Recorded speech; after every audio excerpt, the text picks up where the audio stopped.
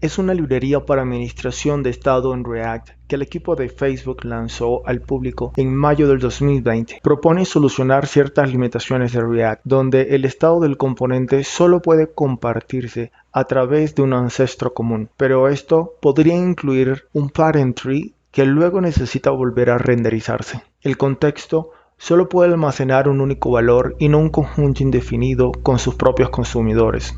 Y las limitaciones anteriores hacen que sea difícil dividir el código, sobre todo en la parte superior del árbol, donde vive el estado, de las hojas del árbol, donde se consume el estado.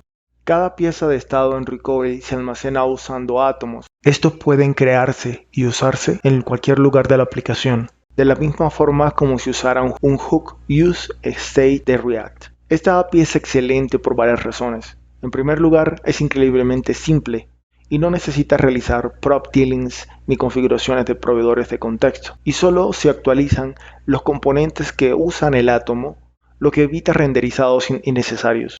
Recoil puede derivar un nuevo estado basado en otros átomos usando selectores. Simplemente busque los valores de los átomos que necesita en su selector. Cada vez que alguno de esos átomos cambie, el selector se volverá a ejecutar y los componentes que lo usan se volverán a renderizar. Los selectores de átomos pueden incluso realizar fetching de datos asíncronos desde un API y usarse en conjunto con React Suspense para crear experiencias de usuarios reactivas. Por razones de simplicidad, en algunos casos es mejor usar las capacidades de administración de estados integradas en React, pero si necesita crear estados aislados para una gran cantidad de componentes o necesita implementar una lógica de derivación de estado complicada con un buen rendimiento, entonces Recoil es una gran opción y no hay nada de malo en usar todas las soluciones juntas. Para evitar renderizaciones innecesarias, es importante tener en cuenta el uso de los hooks de Recoil dependiendo de cómo se requiere afectar el estado, ya sea para escritura o lectura. Como es un estado que compartiremos de forma global, lo ubicamos en el directorio context. Creamos el archivo app.context. Declaramos un átomo de Recoil, el cual requiere un identificador único y un valor por defecto, que en este caso representará el estado inicial de la sesión del usuario, y exportamos. Este valor atómico del store puede ser consumido y afectado a través del hook de Recoil, donde le solicitamos que nos notifique cada vez que este átomo cambie en cualquier parte de la aplicación. De esta forma, estaremos sincronizados con la sesión del usuario y podemos condicionar la renderización del componente preguntando si el objeto tiene la propiedad user para mostrar el menú desplegable o en caso contrario mostraremos el componente login.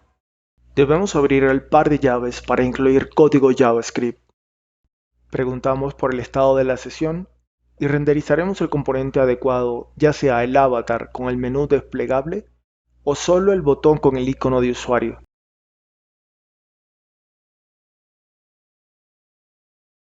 Vamos a extraer del objeto de la sesión el email y la primera letra de ese string.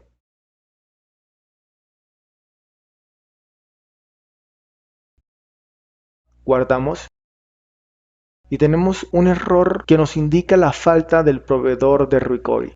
Crearemos el Recoil root en el directorio de proveedores.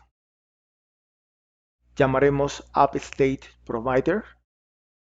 Este bloque de código es extraído de la documentación de Recoil y nos permite dejar disponible el Recoil root sobre todos los child components para los cuales este actúe como componente de alto orden.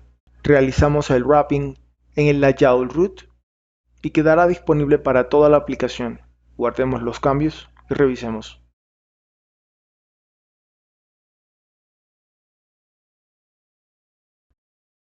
El estado de la sesión cambia, pero el átomo de Recoil no está siendo afectado, por lo tanto los componentes suscritos no serán notificados.